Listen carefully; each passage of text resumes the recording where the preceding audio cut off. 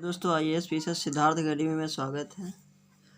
आज इतिहास का एक नया चैप्टर लेके आए हैं, ब्रिटिश शासन का भारतीय अर्थव्यवस्था पर प्रभाव। तो पीसीएस प्री विधान परिषद परीक्षा प्री की तरफ से काफ़ी महत्वपूर्ण प्रश्न हैं और चैनल को लाइक सब्सक्राइब और शेयर ज़रूर कर दीजिए। तो आइए स्टार्ट करते हैं। तो पहला है क्वेश्चन, भारत में उपनिवेशी शासनकाल में होम चार्जेज, क्या नाम है, होम चार्जेज भारत से संपत्ति दोहन का महत्वपूर्ण अंग थे। वह निधियां जो हम चार्जेज की संघटक थी। तो एक है लंदन में इंडिया ऑफिस के भरण पोषण के लिए प्रयोग में लाई जाने वाली निधि। दूसरा है भारत में कार्यरत अंग्रेज कर्मचारियों के वेतन तथा पेंशन देने हेतु प्रयोग में लाए जाने वाली निधि। तो ये क्वेश्चन काफ़ी महत्वपूर्ण है। विधान परिषद में इसी टाइप से क्वेश्चन आएंगे, थोड़ा टफ आएंगे, तो क्योंकि सिलेबस पूरा चेंज हो चुका है तो इसी टाइप से क्वेश्चन आएंगे, तो काफ़ी महत्वपूर्ण है। तो अगला है क्वेश्चन, शब्द इम्पीरियल प्रोफेरेंस का प्रयोग किया जाता था। क्या नाम है? शब्द इम्पीरियल प्रोफरेंस का प्रयोग किया जाता था भारत में ब्रिटिश आयातों पर दी गई विशेष रियायतों के लिए। क्या है? भारत में ब्रिटिश आयातों पर दी गई विशेष रियायतों के लिए। अगला क्वेश्चन है, ब्रिटिश शासन के दौरान भारत में उद्योगों का कोई स्वतंत्र विकास नहीं हुआ। इसका कारण था भारी उद्योगों का अभाव। क्या था? भारी उद्योगों का अभाव। अगला, इस्तमरारी बंदोबस्त लागू हुए। इसी को नाम दिया गया है स्थायी बंदोबस्त भी कह सकते हो, इस्तमरारी बंदोबस्त भी कह सकते हो। 1793 में लागू हुआ था, लॉर्ड कॉर्नवालिस ने लागू किया था। इस्तमरारी बंदोबस्त किसने लागू किया था? लॉर्ड कॉर्नवालिस ने लागू किया था। बहुत ज़्यादा इंपॉर्टेंट क्वेश्चन, 1793। अगला, स्थायी बंदोबस्त प्रारंभ किया गया था लॉर्ड कॉर्नवालिस की प्रशासन काल में, यानी कि लॉर्ड कॉर्नवालिस के ही शासनकाल में जो है स्थायी बंदोबस्त लागू किया गया था। कब लागू किया गया? 1793 में लागू किया गया था। अगला, स्थायी बंदोबस्त किया गया जमींदारों से। किससे किया गया? स्थायी बंदोबस्त किया गया जमींदारों से। बहुत ज़्यादा इंपॉर्टेंट है। अगला, लॉर्ड कॉर्नवालिस द्वारा स्थायी बंदोबस्त लागू किया गया 1793 में। कब? 1793 में। बहुत ज़्यादा इंपॉर्टेंट है। अगला, चिर स्थायी बंदोबस्त। क्या नाम है? चिर स्थायी बंदोबस्त काफ़ी महत्वपूर्ण है। 1793 के अंतर्गत जमींदारों से अपेक्षा की गई थी कि वे खेतिहारों को पट्टा जारी करेंगे। अनेक जमींदारों ने पट्टा जारी नहीं किए। इसका कारण था जमींदारों के ऊपर कोई सरकारी नियंत्रण नहीं था। क्या था? जमींदारों के ऊपर कोई सरकारी नियंत्रण नहीं था। तो ज़्यादा इम्पोर्टेंट है ये, काफ़ी महत्वपूर्ण इम्पोर्टेंट। अगला, बिहार में परमानेंट सेटलमेंट लागू करने का कारण था। क्वेश्चन क्या है? बिहार में परमानेंट सेटलमेंट लागू करने का कारण था जमींदारों के लिए जमीन पर वंश परंपरागत अधिकार को स्वेच्छा से हस्तांतरित करने का अधिकार। क्या था? जमींदारों के लिए जमीन पर वंश परंपरागत अधिकार को स्वेच्छा से हस्तांतरित करने का अधिकार। अगला देखते हैं, बंगाल और बिहार में भूमि पर किराएदारों के अधिकारों को बंगाल किराएदारी अधिनियम द्वारा दिया गया। तो 1885 में। कब दिया गया? 1885 में दिया गया। काफ़ी इम्पोर्टेंट है।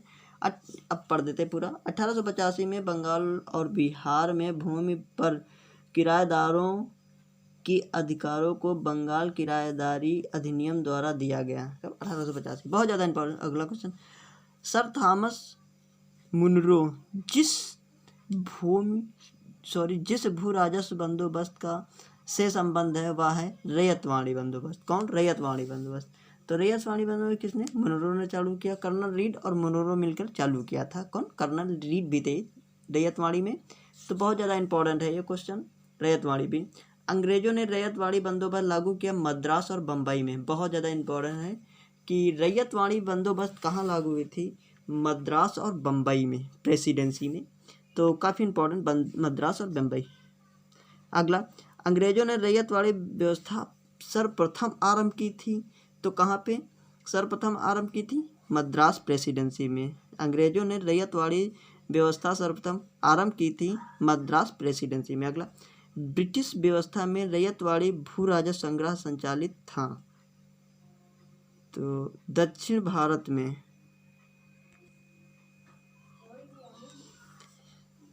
तो मद्रास में सबसे पहले लागू हुआ था। अगला, ब्रिटिश व्यवस्था में रैयतवाड़ी भू राजस्व संग्रह संचालित था। तो दक्षिण भारत में, कहाँ, दक्षिणी भारत में।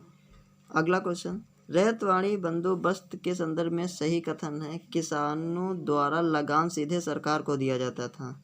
इसमें क्या होता था रैयतवाड़ी में, किसानों द्वारा लगान सीधे सरकार को दिया जाता था। सरकार रैयत को पट्टे पर देती थी। सरकार रैयत को पट्टे देती थी। कामा है, सरकार कर लगाने की पूर्व भूमि का सर्वेक्षण और मूल्य निर्धारण किया जाता था। कर लगाने के पूर्व भूमि का सर्वेक्षण और मूल्य निर्धारण किया जाता था। अगला,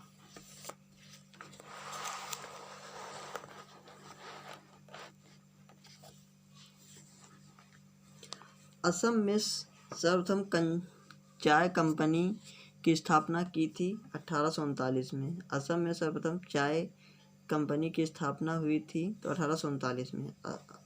अगला, दादा भाई नौरोजी ने प्रतिदिन अपवाह सिद्धांत यानी ड्रेन थ्योरी की सही परिभाषा है।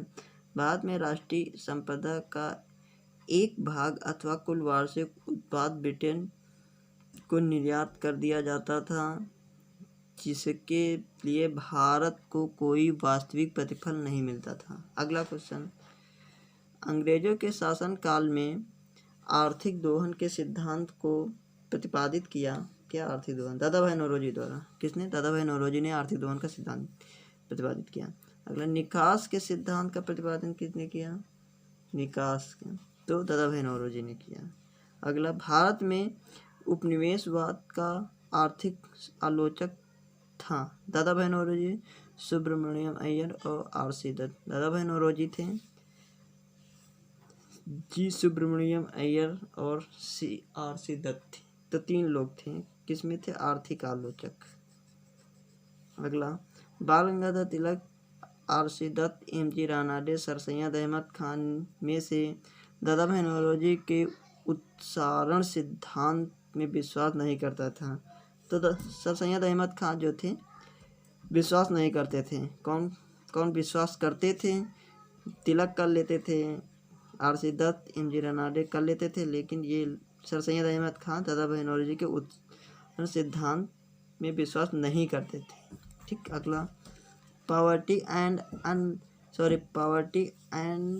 The British rule in India पुस्तक लिखी दादा भाई नौरोजी ने लिखी। किसने लिखी, दादा भाई नौरोजी ने लिखी। काफ़ी इंपॉर्टेंट है। अगला क्वेश्चन, दादा भाई नौरोजी की भारतीय राष्ट्रीय आंदोलन को सर्वाधिक प्रभावी देन थी। उन्होंने इस बात को व्यक्त किया कि ब्रिटेन भारत का आर्थिक शोषण कर रहा है। क्या कर रहा है दिया, उन्होंने इस बात को अभिव्यक्त किया कि ब्रिटेन भारत का आर्थिक शोषण कर रहा है।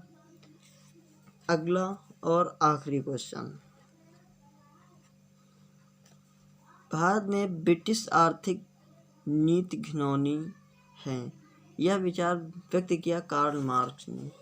क्वेश्चन क्या था, भारत में ब्रिटिश आर्थिक नीति घिनौनी है, यह विचार व्यक्त किया था कार्ल मार्क्स ने। अगला देखते हैं,